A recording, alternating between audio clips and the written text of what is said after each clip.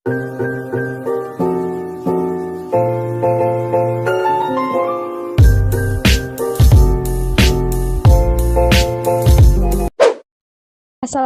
warahmatullahi wabarakatuh. Halo teman-teman semuanya. Pada pertemuan kali ini, kami dari kelompok 5 akan membahas tentang PPh pasal 26 dengan mata kuliah perpajakan yang diampu oleh Ibu Desi Handayani. Dan anggota kelompok yang pertama, Ais Novia Meila, yang kedua saya sendiri Khaira Nabila, yang ketiga Fauziah Rinaldi Putri dan Fadila Eka Putri. Baiklah, materi yang akan kami bahas pada pertemuan kali ini yaitu subjek PPh pasal 26, objek PPh pasal 26, pemungut atau pemotong PPh pasal 26, tarif dan perhitungan PPh pasal 26, dan penyetoran serta pelaporan PPh pasal 26. Definisi dari PPh pasal 26 adalah PPh yang dikenakan atau dipotong atas penghasilan yang bersumber dari Indonesia yang diterima atau diperoleh wajib pajak luar negeri, selain bentuk usaha tetap atau BUT di Indonesia. Subjek PPh pasal 26 adalah wajib pajak luar negeri selain bentuk usaha tetap atau BUT di Indonesia. Dan objek PPh pasal 26, jenis-jenis PPh yang dipotong oleh PPh pasal 26, yang pertama yaitu dividen atau pembagian laba, yang kedua bunga termasuk bunga premium, diskonto, dan imbalan sehubungan dengan jaminan pengembalian hutang, yang ketiga royalti, sewa, dan penghasilan lain sehubungan dengan penggunaan harta. Selanjutnya objek PPh pasal 26 adalah imbalan sehubungan dengan jasa, pekerjaan, dan kegiatan, hadiah dan penghargaan, pensiun dan pembayaran berkala lainnya, dan premi swab dan transaksi lindung nilai lainnya. Yang terakhir adalah keuntungan karena kebebasan hutang. Selanjutnya, pemungut atau pemotong PPh pasal 26. Yang pertama, badan pemerintah. Yang kedua, subjek pajak dalam negeri. Yang ketiga, penyelenggara kegiatan. Yang keempat, bentuk usaha tetap. Yang kelima, perwakilan perusahaan luar negeri lainnya yang melakukan pembayaran kepada wajib pajak luar negeri selain bentuk usaha tetap.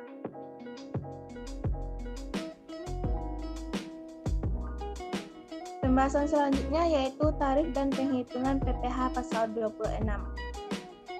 Yang pertama, tarif. Tarif yang dikenakan adalah 20% untuk setiap jenis penghasilan yang dikenakan PPh pasal 26 atau sesuai dengan persetujuan penghindaran pajak berganda P3B antar negara atau tax treaty. Tarif 20% dikenakan dari dasar pengenaan pajak dengan 3 ketentuan. Yang pertama, tarif 20% dari penghasilan bruto. Yang kedua, tarif 20% dari penghasilan neto. Yang ketiga, tarif 20% dari penghasilan kena pajak setelah dikurangi pajak penghasilan.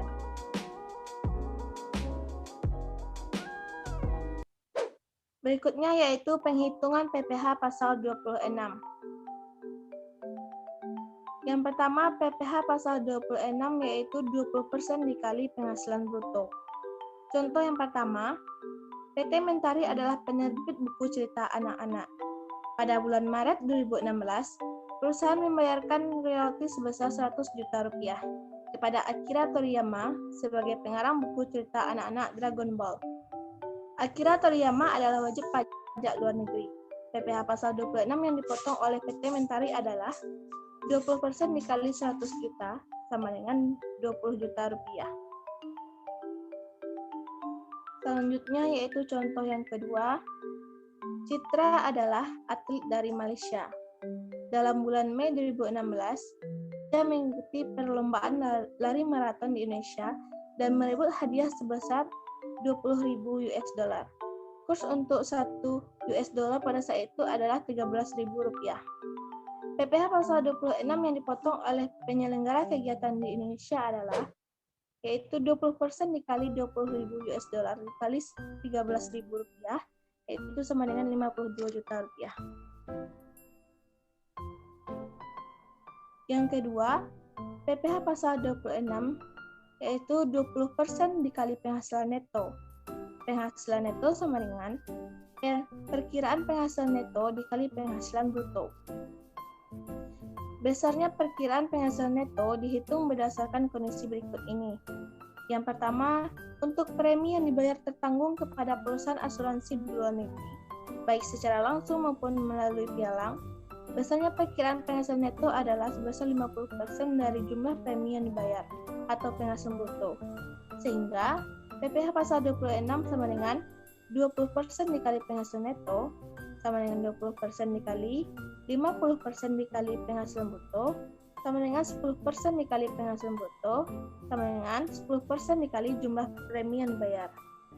Selanjutnya adalah untuk premium yang dibayarkan perusahaan asuransi yang berkedudukan di Indonesia kepada perusahaan asuransi di luar negeri, baik secara langsung maupun melalui pialang adalah 10% dari jumlah premium yang dibayarkan atau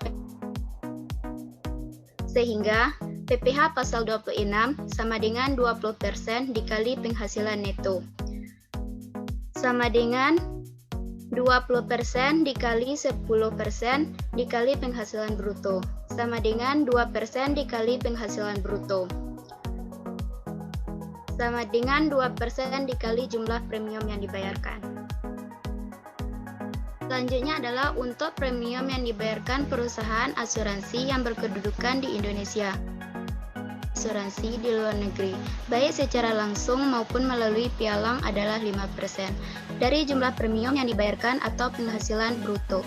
Sehingga PPh pasal 26 sama dengan 20% dikali penghasilan neto sama dengan 20% dikali 5% dikali penghasilan bruto sama dengan 1% dikali penghasilan bruto sama dengan 1% dikali jumlah premium yang dibayarkan.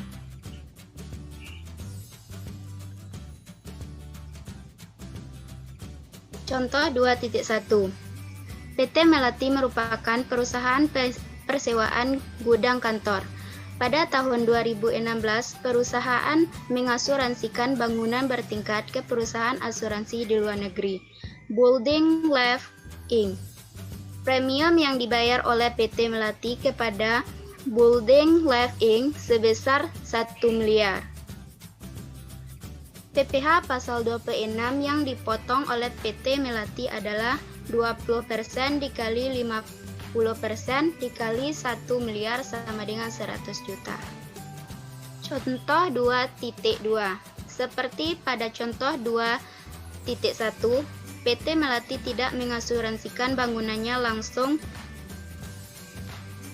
ke perusahaan asuransi luar negeri, tetapi mengasuransikannya bangunan yang dimilikinya kepada perusahaan asuransi luar negeri, yaitu perusahaan asuransi Beringin Jaya dengan jumlah premium sebesar Rp 750 juta. Untuk mengurangi risiko, Beringin Jaya mengasuransikan sebagai polis asuransinya kepada perusahaan asuransi luar negeri, Tower Insure Limits, dengan premium sebesar 500 juta.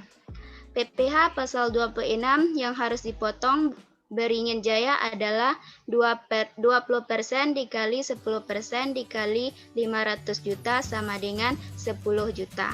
Baiklah, poin ketiga, PPh pasal 26 sama dengan 20% dikali penghasilan kena pajak dikurang PPh terutang. Perhitungan diterapkan pada bentuk usaha tetap di Indonesia yang penghasilan atau bagian labanya tidak ditanamkan kembali di Indonesia. Jika penghasilan setelah dikurangi pajak tersebut ditanamkan kembali di Indonesia, atas penghasilan tersebut tidak dipotong PPh pasal 26. Contoh, suatu bentuk usaha tetap di Indonesia memperoleh penghasilan kena pajak sebesar 17 miliar 500 juta. PPh pasal 26 dihitung sebagai berikut. Penghasilan kena pajak yaitu 17 miliar 500 juta, PPh terutang 25% dikali 17 miliar 500 juta sama dengan 4 miliar 375 juta. penghasilan setelah dikurangi pajak yaitu 13.125 juta. Pasal PPh 26 yang terutang yaitu 20% dikali 13.125 juta yaitu 2.625 juta. Jika penghasilan setelah dikurangi pajak tersebut ditanamkan kembali di Indonesia, atas penghasilan tersebut sebesar 13.125 juta tidak dipotong PPh pasal 26.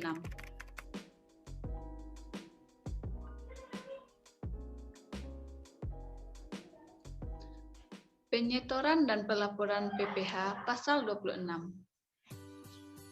Penghasilan berikut terutang pajak penghasilan pasal 26 pada akhir bulan dilakukan pembayaran atau terutangnya penghasilan yang bersangkutan. Yang pertama, penghasilan yang bersumber dari modal dalam bentuk dividen, bunga, termasuk premium, diskonto, premi swab, imbalan sehubungan dengan jaminan pengembalian utang, royalti, dan penghasilan lainnya sehubungan dengan penggunaan harta, penghasilan sehubungan dengan jasa, pekerjaan, dan kegiatan, dan hadiah dan penghargaan dengan nama dan dalam bentuk apapun, pensiun, dan pembayaran berkala lainnya. Yang kedua, penghasilan dari penjualan harta di Indonesia.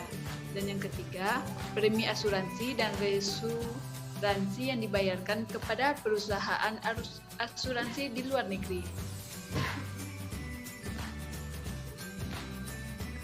Selanjutnya, ketentuan yang berkaitan dengan penyetoran dan pelaporan PPh pasal 26.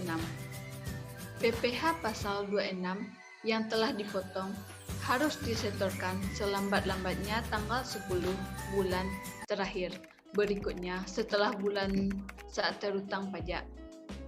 Yang kedua, pemotongan PPh pasal 26 diwajibkan untuk menyampaikan surat pemberitahuan masa selambat-lambatnya 20 hari setelah pembayaran pajak berakhir.